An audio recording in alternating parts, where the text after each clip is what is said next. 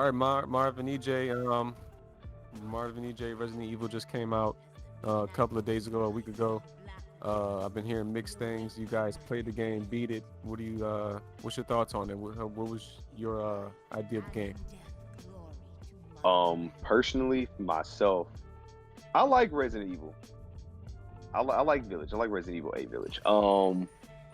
I would say I will be honest and I will throw this out there so I don't get killed. Am I gonna sit and say I'm a Resident Evil super fan? No, but I do appreciate the franchise and I have played it the entire time it's been in existence. I would say for this one to me, um, I felt like it really in a sense pushed the limits of the genre. Like it was well, the story was well thought out, it was well plotted. The graphics were superb depending on what platform you played it on. I thought it was scary personally. I'm not really into horror games, but I thought it was great. I think it was a great balance. Like it just wasn't ridiculous where you just felt like, okay, this is just impossible for me to get through. But at the same time, I think a lot of play elements within the game. I think it was just the most balanced Resident Evil I think I've seen in the new like gen. Like if somebody was to literally not know anything about Resident Evil and pick up this game, they would in a sense get a feel for what it represents. Like enough horror to be able to scare you, but at the same time an intriguing story to keep you going along. But also it doesn't have an incredibly crazy learning curve for you to be able to make smart decisions and get through the game versus in past titles like it really was an intense game to try to get through because a lot of people just didn't have the wherewithal to figure it out. Um, so far as the mixed reviews, I think a lot of serious people from what I've seen on YouTube and other streamers, they've been a little bit critical, I think, of the story and just connecting the dots and things of that nature where people would, knock this game title down. But I felt like if we're looking at Ethan's character arc from last game into now, I think it was just a solid ending and a great setup for what they're gonna do, with his daughter, with Rose, and probably the next game.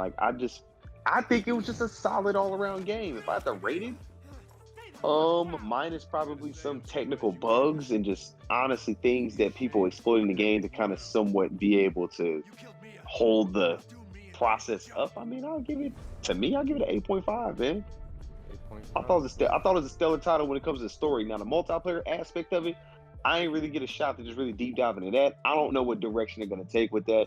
We'll have to see, especially being that we're in a AAA gaming space and a lot of people expect a lot out of multiplayer gameplay experiences. But so far as the story goes, I think it was well done. I think it was very, very well done. Okay, EJ, what you think, man? So before I give my review, Jay, I know you. I don't know if you played it or have played it all the way through or played it at all. Do you mind spoilers, or do you want me to kind of keep it? You know. I It's been out. It's been out for a while now, so you should. It's fine if you spoil it. It's been out for a while, so people who haven't played it, it's their loss. It's everywhere. It's everywhere now. So All I right. got. All right. Well, spoilers for everybody listening. This game to me, Resident Evil 8. If you take the best elements of Resident Evil 4, the best elements of Resident Evil 6, and then the best elements of the last Resident Evil, which is Resident Evil 7, that is what you'll get in Resident Evil 8. Honestly, it's top 3 in the genre easily. I'm considering it right now top 2. To be totally honest, Agreed. Agreed. they hit every mark I think that you can hit for a game of this genre. And not only did they continue where they left off in Resident Evil 7, which was just the anticipating, the jump scares, the fear, the slow burn. Like they continued that, but they also went back and picked up from one of your games, Jay, Resident Evil 5, where they give you some action. They give you a chance to shoot people and not just have to rely on 6 bullets and a knife. Like they actually give every person that has been a fan of the Resident Evil genre, they've given you a chance to play a game that you'll truly love. So from the story aspect on, I think Ethan, I know me and Jay had talked about this off the podcast, but I think Ethan is a dope character, to be honest with you. I think he is. He is not Chris Redfield, which is good because we've had too much of Chris and Leon as in that type of style of character where everything comes easy to them. They've been doing this since 1995 in Raccoon City. Like they know what to deal with. Right. Ethan had no idea what was going on, so it was refreshing to play a character that didn't know what was going on, figuring out who he was as a character. The big spoiler, which I'll get into here in a second, but it was just refreshing to play as a character, not knowing what's going on and trying to go find his daughter in this one. Like, for those who haven't played Resident Evil 7, Ethan had to go find his wife in that one. And so for him to go through everything he did and lose his wife and try to go to a strange house in the middle of Louisiana, that was already creepy enough, just that whole setup. To go to that, go through the game, find his wife at the end, figure out that she was infected by the chick in the last game, and seeing how that plays into Resident Evil 8, and it picks up right where it left off. Basically, Chris Redfield takes her and Ethan over to Europe, and it picks up right where it left off. And to be honest with you, this is probably one of the best looking games on next gen. Marvin, you say that? Facts. I would say if you're looking at a game that pushes the limits of the system, in my opinion, I think they knocked it out the park graphic-wise. Right, and it's in its early stages of PS5 and Series X. This is so far the game that's tested it the most so far. So I'm excited to see where they take the systems, in the future, because if they can push it like this already, then I think they're set up to succeed in the future. But one of the best looking games that I've seen on both systems. And yeah, man, like Marvin said, the story is just dope, man. Like, he's basically going to this castle, to this village in Europe, and he's having to figure out what happened to his daughter. Comes to find out that he has to basically beat like these main 4 bosses, for lords. Yeah, the lords of the village. Right off the top of my head, I know everybody has seen Lady Dimitrescu, the tall 9'6" chick that is in the castle. You got to end up going through that. You have to deal with Heisenberg over in the factory. You got to deal with Moreau over in the swamps. Like the way that they I'm gonna get on that too. Yeah, that was fire. You got to deal with Moreau in the swamps, and then the creepiest part, which Marv, you already know what we're talking about. Yeah, bro. I'm good on that. Bro. I don't remember her name right now. You remember her name, the doll lady? It's not Dimitrescu. It's some weird German name, I believe. It's so freaking just strange. The Annabelle doll joint. Like, I would not. Going into the mist was the worst. Oh yeah, because you already knew what it was as soon as you got up that hill, and you saw the mist. You knew what it was. So honestly, that was my favorite part of the game, because it was just like, what's going on, what's about to happen. You go in the house, dolls sitting everywhere. You go downstairs to the basement, and then that baby reveal, man. I ain't gonna lie. Like I had to jump for a minute. I had to pause the game. I cut the game off. Like, what we doing next? Like, so this game, in my opinion, was superb. Just dealing with the 4 lords, the ending where. I'm just gonna put it out here. So, like I said, spoilers if you're still listening. Word. Ethan turns out to be what's the name of the characters, Marvin? He's a part of the mold, basically. He's a part of the mold. Yeah, he turns out to be a part of the mold. Basically, at the beginning of Resident Evil 7, when he runs into the bakers, he's killed at the beginning of the game, which turns out to actually fit the story, because it was crazy how he kept getting arms chopped off, legs chopped, like everything. And chopped he off, didn't die. Right back on, right, and didn't die. It didn't make sense. Right back on, keep going like it was nothing. So it was cool to see how they set all that up. And I think the coolest part for me personally, those who've been playing the game since like the game first came out, this game, Resident Evil 8, ties all the way into the first one, because one of the main characters who set up the mansion in Resident Evil 1, he was out there studying with the main villain in Resident Evil 8, like way before the events that occurred in Raccoon City. So he studied with her, got the ideas on what to do, how to do certain stuff, and then he went and took that back to Raccoon City. And then we see what happens with the whole Resident Evil series. So the tie-in, the story, Ethan as a character, like Marvin said, what they're gonna do next with his daughter, I'm interested to see how they're gonna go. If they're gonna go, back to the Resident Evil 7 style, if they're gonna go full on like Resident Evil 5 and give you guns and powers and stuff like that. So if I was gonna give it a rating out of 10, I would definitely say, for me, 9 out of 10. That's what's up. It's the best game that I've played in 2021 by far.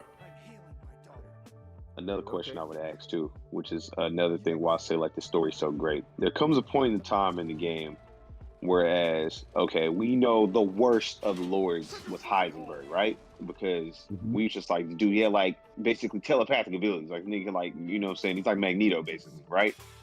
So what's so crazy is that he's still an enemy, but what you start understanding is that like they make this weird twist in the story to make you kind of somewhat feel bad for them, right? So like, because every lord you realize, you start understanding, learning that like they were humans, but they were basically they got led there and trapped by that lady who turns out to be, you know, the scientist that, you know, ended up being Mother Miranda, right? And they got experimented on, and some of them went bad. Versus Heisenberg is the only dude who like he was strong enough to basically like survive and not be completely jacked up, and he resented it because he was just like, bruh, this lady just got me stuck here and I can't go nowhere. So you hate the dude because he put you through so much nonsense because he basically like controls the liking. But at the end of the day, it's just kind of like he was riding with Ethan like, hey, bro, we got to get her out of here because like, yo, I understand you need to get your daughter, but at the end of the day, hey, we got to get her out of here because if we don't, like, this all gonna consistently keep going bad and get worse and worse and worse. So that was a very, very like different part in the game because you know Resident Evil is very linear. It makes you want to be like, all right, man, these folks crazy. Let me get it out of here. Like I gotta kill these folks and keep it pushing. Versus him, it was kind of just like you have to get him, knock him down, and get him out the way. And he was mad annoying with the stupid jacked up machine thing that spit flames or was running into walls and stuff. And you have to fight that like for 35 minutes, like for no reason. That was a tense section in the game too, man, because it was like you had to keep going through each level. You had to go back to certain floors and fight people again. He knocked you all the way back down. Knocked you all the way back down. Yeah, bro, that was crazy. Yeah, it was intense, but in the end, it was just kind of like eventually you have to end up killing him because he ends up becoming this big mutated like whatever it was robot joint. It was annoying, but the thing is that like it's almost kind of like I would think, what if they got so much potential they could have did? I almost felt like, man, I was like, dude, what if you don't kill this nigga? And then they just ended up making a DLC. And it's just like, what if like Ethan still died, right? And he just never got to kill Mother Miranda, right? And Heisenberg just ended up killing her. Then what? I mean, the thing that I was interested in is what if he would have accepted the proposal of using Rose to kill Mother Miranda and siding with Heisenberg? You see what I'm saying? So like that would have been an interesting thing to see if that would have happened. But yeah, I mean, there was so much depth, I think, to all the villains. Like you said, Mother Miranda figuring out that she discovered the mold on accident. Like something happened to her and she went into the caves in the village and discovered the mold, and then realizing that her daughter died, she tried to use the mold to bring her daughter back, and then she tried to use the 4 lords as like surrogate bodies to bring her daughter back, but none of them were perfect enough for her to actually bring her daughter back. So when Ethan came, and then she figured out that, you know, Rose was you know, basically half mold, half human. That was like the perfect surrogate for her daughter, and that started the whole game off. So, like I said, the whole story, man, was just a real dope idea. That's crazy. And then the whole Moreau side mission, you know, basically going and doing his story arc, and you know, seeing that he basically was looked down for the way that he looked, and he got the bad end of the stick because he just was all deformed and looked crazy. Like he didn't take the mold well at all. So you know, him turning into that giant fish and doing all that crazy stuff, like he was annoying, bro. Yeah, man. Yeah, but the thing was, bro, Ethan could have avoided that whole situation if he would just grab that thing and left. So low key, but nah, he was moving too slow. Then the nigga made the mucus. I was like, bro, like if you would have just ended up clapping this dude and leaving, bro, you wouldn't have to deal with half of this. He wouldn't have to deal with it at all. But yeah, that was still a fire part because it was just like, how am I gonna kill this dude? Then I gotta go around and like try to figure out shoot him before he spits that acid on you, man. Like I could talk about this game honestly for a while because like it was just so much stuff. Yeah, it was so much stuff, and then all the callbacks, like the Duke. For those who don't know, the Duke in Resident Evil is basically not a clone, but like another version of the merchant in Resident Evil 4. So when you walk into the Duke's like area, sometimes he says this one thing where he was like, "What are you gonna buy?" And that "What are you gonna buy?" phrase is what the merchant used to say in Resident Evil 4. So like all the callbacks and then like the music that's playing when you go to the Duke, like those are all music from like previous Resident Evil safe house sections. Like it did its job. I honestly wish that the game was longer. I wish they had some DLC to come out and give me some more because I would still be playing it, Marv, if I had the chance, honestly. So Yeah, question: if you had to rank it out of all of the Resident Evils you guys played, or even just uh, all of the games in the story, where would you rank Resident Evil 8? Uh, me personally, bro, Resident Evil 3. 4 was out of its time. Like it was so far ahead of its time, like in that genre. That Resident Evil 4 to me would probably be the best one. And I would say I loved 7 so much, but I think 8 improved on 7 slightly by giving me more of, more than just sneaking around hiding. Because that's basically what Resident Evil 7 was like hiding till you had an opportunity, So this one, Pretty much. you still had to hide, but there were times where you could get enough ammo to where you could do some damage. So, in my opinion, bro, I'm gonna say Resident Evil 8 is number 2 on my all-time Resident Evil list, and I moved 7 down from 2 to 3. What do you think, Marv? What's yours? I am gonna say I'm on the same page as EJ, if not having it as 3. Okay. Gotcha. Yeah, so it's definitely top 3 for certain. And I think and then honestly, like Ethan as a character, man, like he's dope. He's dope. I think He's a perfect balance. Right. I think, and I haven't played this one yet. I hope to play it soon. But I think the reason why you guys may like Ethan so much is because, and like EJ pointed out earlier, we already we're very familiar with characters like Leon and Chris Redfield and all of the other, main leads of the other Resident Evil games.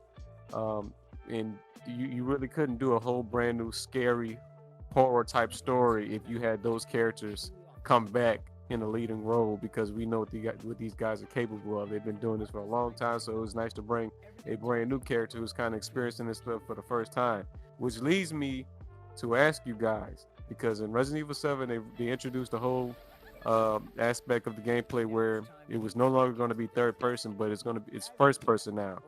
A lot of people had issues with that. And this is my final question to you guys. Do you think that Resident Evil should move forward with this first person? Does it work for a Resident Evil game, or should they go back to third person, or should it be certain games where they switch the perspective? Did you guys enjoy that first person perspective more than the third person? Has to be first person. Has to be first person. Agree. Has to be first person.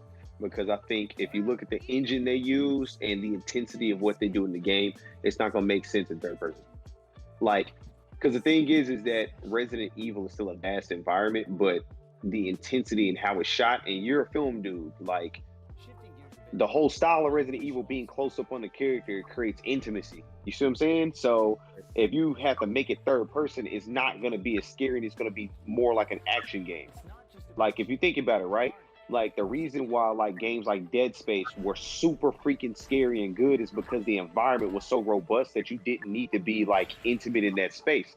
Like you looked at everything in that game versus with Resident Evil, like in a sense, it's still very linear, but at the same time, that intensity came from you feeling like you were in Ethan's shoes, literally. So it just fares better. Like a third person Resident Evil game almost makes it seem like a Castlevania with guns. Like it's still, if they made an next gen one, you know what I'm saying? Like you just fighting zombies. It's very, very Walking Dead-ish. So it's like keeping that classic element of horror where you can only see from the perspective of the character you're dealing with, understanding like noise and how that plays into, the intensity of the game, environmental visuals, how zombies act and the monsters that were in the game. Like it wouldn't make sense for it to be third person. There's too much going on, especially with also the scale of certain monsters. It wouldn't be able to be done. I think it wouldn't be able to be done the way that they did it. Yeah, I gotta fully agree with Marvin. The original games, the way that they had it was cool, and I think that worked for the time period that games were in. You know what I'm saying? And there had never been a game like Resident Evil, so automatically it was going to be the scariest property out. They had to figure out a way to get back to being able to scare you as much as they did in Resident Evil 1, 2, and 3, but also having elevate themselves to where they could do it in a new space in a new way for a new generation. Resident Evil is for us. That was 1995. You know what I'm saying? Like, so Resident Evil 8, they got to figure out a way to scare these kids and scare people playing the game again in a whole brand new way. And I think the first person way to do it is the way that they should do it moving forward. Like, you just get a whole nother feel of the game, and like Marvin says, of like the areas, the scale of the scenery and everything. Like, it all just works in first person mode that I don't think you would be able to experience that same way and that same how, if you did it in third person. So my advice moving forward is definitely keep it in first person, because I don't think moving forward they can afford to make games the scale and the size that they're doing in third person mode. Well, there you have it. If you guys are checking out Resident Evil 8, or you've been thinking about it, you just heard Marv and EJ's opinion on it. They gave it pretty high scores. This may be the one to cop, so check it out. For sure. You bet.